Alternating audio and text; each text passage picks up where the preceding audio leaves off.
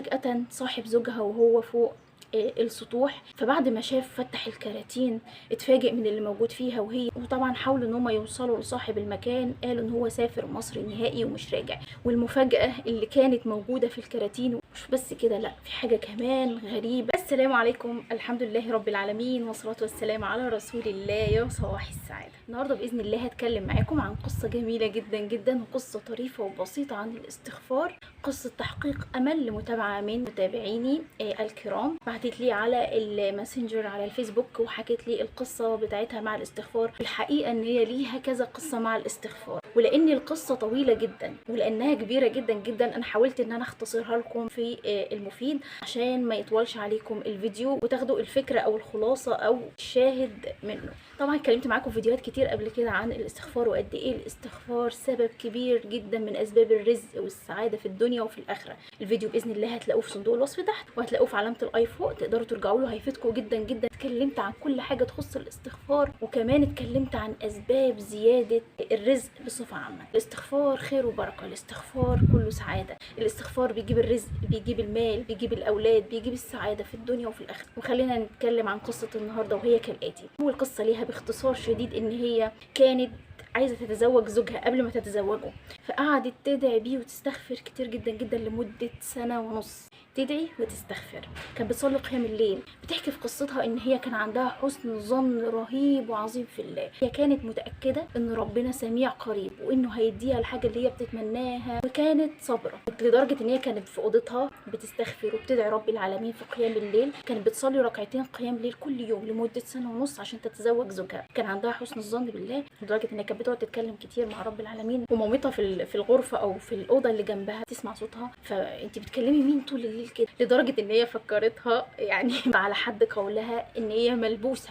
شوف سبحان الله العظيم، من كتر مناجاتها مع رب العالمين والاستغفار طول الليل وقت السحر، بعد 1.5 سنة من كل الحاجات الجميلة دي، وانا اتكلمت معاكم طبعا عن قيام الليل، ربنا سبحانه وتعالى كرمها وتزوجت جوزها بعد عناء. القصة التانية بتاعتها ان هي بعد الزواج كانت عايزة الحمل، والحمل اتأخر او حاجة زي كده. داومت برضو على الاستغفار، تقول لي ان هي كانت بتستغفر في اليوم اكتر من 1000 مرة، وده كان ورد الاستغفار بتاعها اليومي، 1000 استغفار في اليوم مع مداومة قيام الليل ومناجاة رب العالمين وحسن الظن بالله. سبحان الله العظيم، ربنا سبحانه وتعالى كرمها بالحمل بعد الاستغفار، زي ما ربنا سبحانه وتعالى قال: فقلت استغفروا ربكم انه كان غفارا يرسل السماء عليكم مدرارا، ونيجي عند الايه: ويمددكم باموال وبنين. فالاستغفار سبب في البنين. هي فهمت الايه وفهمت معناها وفعلا طبقتها، وربنا سبحانه وتعالى رزقها بالحمل الصالح، ودلوقتي طبعا معاها طفل ربنا يبارك لها فيه. نيجي بقى على القصه اللي بعد كده، وهي قصه الحقيقه لذيذه قوي.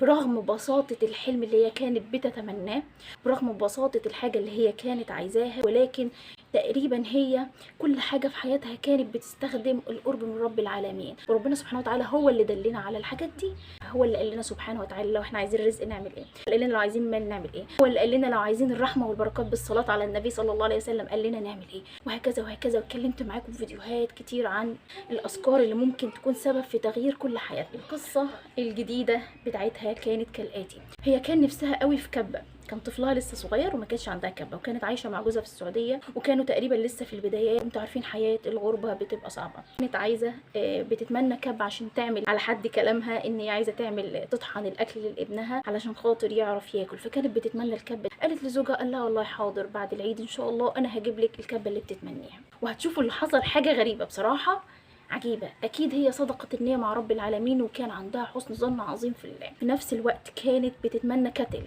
أحلام بسيطة، ما بالكم بالأحلام الكبيرة، وخزائن ربنا سبحانه وتعالى مليانة. المهم هي كانت عايزة كتل كمان، وكان نفسها برفانات خليجي ريحتها حلوة قوي. وطبعا يعني أكيد هي زوجة صالحة وحاسة بزوجها قد إيه إن الظروف مش ملائمة، فهي طلبت، ربنا سبحانه وتعالى رضاها برضو لأنها كانت زوجة صالحة لزوجها وصبرت عليه وعلى ظروف. اللي حصل كالآتي: كان في واحد صديق زوجها نقل من تبوك للرياض، وهي طبعا زي ما قلت لكم مقيمه في السعوديه، سكن في شقه جديده. فهي راحت مع زوجها ان هي تساعد زوجة صديقه او انتيمه يعني، ويتنظف معاها البيت. بس فجاه صاحب زوجها وهو فوق السطوح لقى كراتين مرمية كده في الجنب.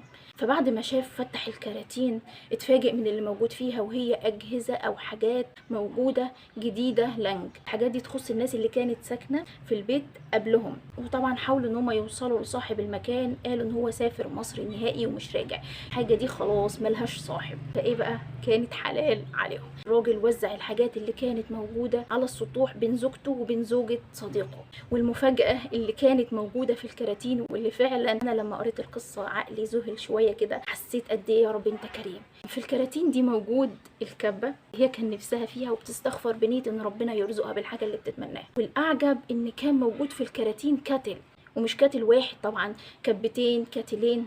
امر مش بس كده، كان في مجموعه من ازايز البرفيوم الحريمي الاوريجينال الخليجي اللي هي كان نفسها فيها. فصديق زوجها وزع الزجاجات دي بينها وبين زوجته. كان عدد الزجاجات اللي هي خدتها كان 10 حبات، يعني 10 زجاجات.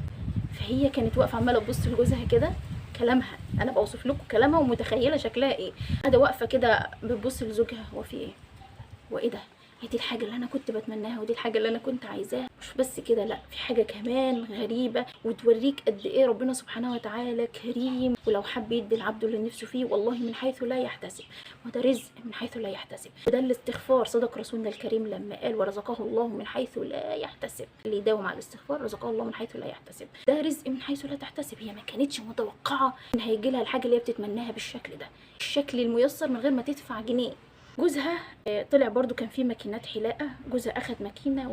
المشكلة ان جوزها يعني الجميل ان جوزها بيقول لها انا يعني مستعجب، انا فعلا كنت بتمنى اجيب مكنة حلاقة رجالي، لكن كنت بشوف اسعارها غالية فبقول اصبر اصبر، او بيأجل شراها لحد ما ربنا يفرجها عليهم. طبعا زوجته الكريمة قالت له شفت الاستغفار عمل لنا ايه. وهما الاتنين كانوا واقفين مذهولين من كرم ربنا سبحانه وتعالى ومن جميل عطائه، بان الحاجة اللي بتمنوها حرفيا لقوها.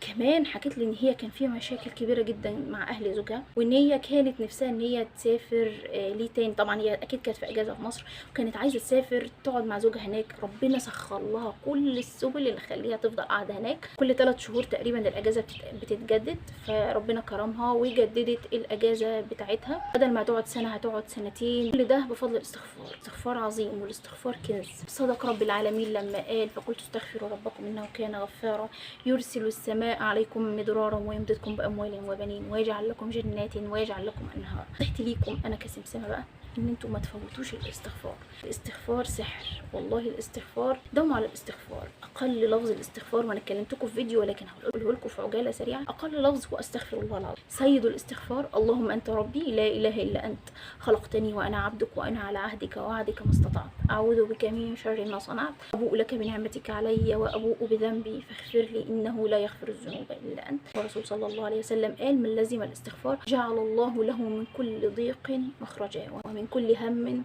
فرجا ورزقه من حيث لا يحتسب. كلام رب العالمين وكلام رسولنا الكريم الذي لا ينطق عن الهوى. رب تكون قصة النهاردة عجبتكم. القصص مع الاستغفار لا تحصى ولا تعد. بإذن الله مع كل قصة جديدة أنا هاجي أحكي لكم عليها بإذن الله، وانتوا كمان كونوا أصحاب قصة. لو في قصة انتوا عشتوها مع الاستغفار احكوا لي عليها، خليني أحكيها في فيديو بإذن الله للناس عشان نديهم الأمل والدال على الخير كفاعله. أحبكم في الله يا طيبين، وإن شاء الله استنوني في الحلقات الجاية على خير. أشوفكم على خير بإذن الله، ومع السلامة.